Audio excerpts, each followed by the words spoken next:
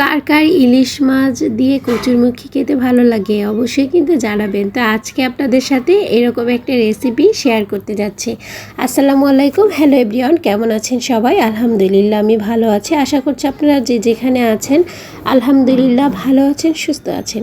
তো এখানে ইলিশ মাছটা মিডিয়াম সাইজের একটা ইলিশ মাছ আমি এখানে কেটে ধুয়ে পরিষ্কার করে হলুদ মরিচ লবণ মাখিয়ে একটু হালকা করে ভেজে নিচ্ছি।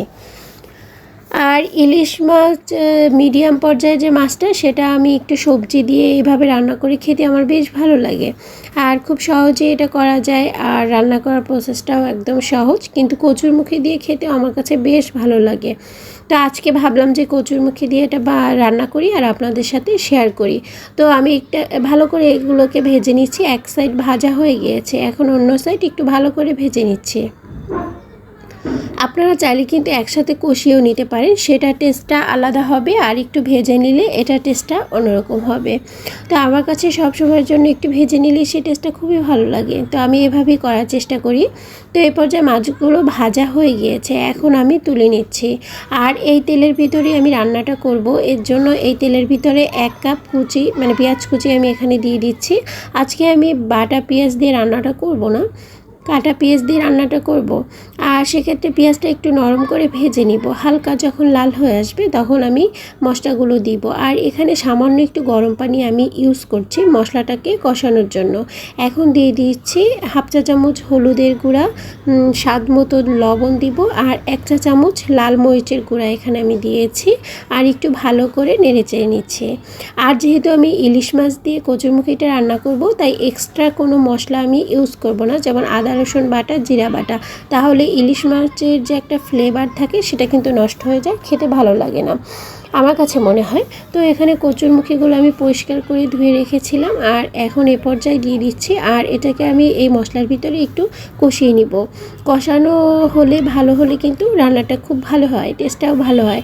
সেক্ষেত্রে আপনারা ভালোভাবে কষাতে পারেন। তো কিছুক্ষণ পর কষানো হলে আবার ঢাকনাটা দিয়ে রেখেছিলাম, ঢাকনা উঠিয়ে আবারও একটু নেড়েচেড়ে নিয়ে আবারও ঢাকনা দিয়ে ঢেকে 5 মিনিটের মতো জাল করে নিচ্ছি। তো 5 মিনিট পরে দেখতে পাচ্ছেন এটা কিন্তু একদম প্রায় কষানো হয়ে গিয়েছে, আর মশলার কালারটাও কিন্তু আগের থেকে একটু চেঞ্জ হয়েছে। তো এরকম হলে বুঝতে পারবেন যে এটা কষানো হয়ে গিয়েছে। আসলে এই রান্নাটা আমরা সবাই পারি, তারপরে আমি কিভাবে করি সেটা একটু শেয়ার করছি। আর এই পর্যায়ে গরম পানি আমি দিয়ে দিচ্ছি, আর অবশ্যই চেষ্টা করবেন গরম পানিটা দেওয়ার, তাহলে কিন্তু রান্নার টেস্টটা খুবই ভালো আসে আর খেতে কিন্তু খুবই ভালো লাগে। আমি এভাবেই করে থাকি, আমি গরম পানিটা দেওয়ারই চেষ্টা করি। তো গরম পানি দিয়ে দিয়েছি, আর রান্নাটা তাড়াতাড়ি হয়ে যাবে, সমস্যা হবে না। তো এই পর্যায়ে ভাজা মাছগুলো আমি এখানে দিয়ে দিচ্ছি। আর মাছটাকে তো আমি হালকা করে ভেজেই নিয়েছিলাম। তো এই পর্যায়ে দিয়ে দিচ্ছি। আর কচুরমুখিতে না পানিটা একটু পাতলা পাতলা থাকতে উঠানোর চেষ্টা করবেন, কারণ এটা যখন উপরে উঠাবে তখন কিন্তু ঘন হয়ে যায়। আর কচুরমুখি একটু পাতলা পাতলা থাকলে, মানে ঝোলটা বা গ্রেভিটা থাকলে কিন্তু খুবই ভালো লাগে খেতে আমার কাছে স্পেশালি।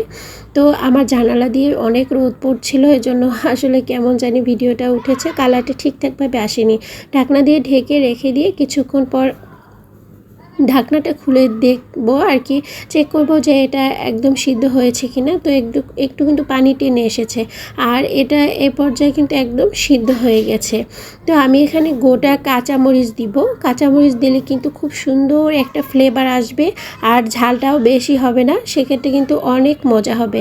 তো আবার একটু ঢাকনা দিয়ে ঢেকে রেখে দিচ্ছি আরও একটু গ্রেভিটা কমানোর জন্য।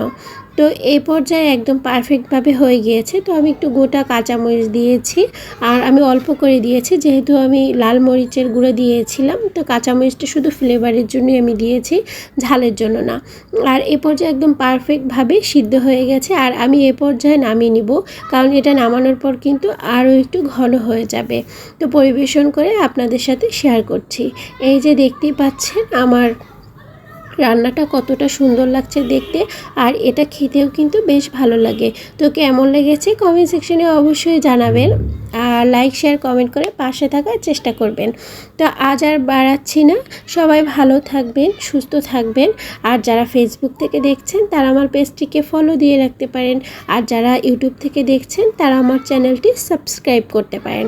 তো আপনাদের সবার শুভ কামনা করছি, আর আমার জন্য অনেক দোয়া করবেন। তো আজ এই পর্যন্তই, আল্লাহ হাফেজ।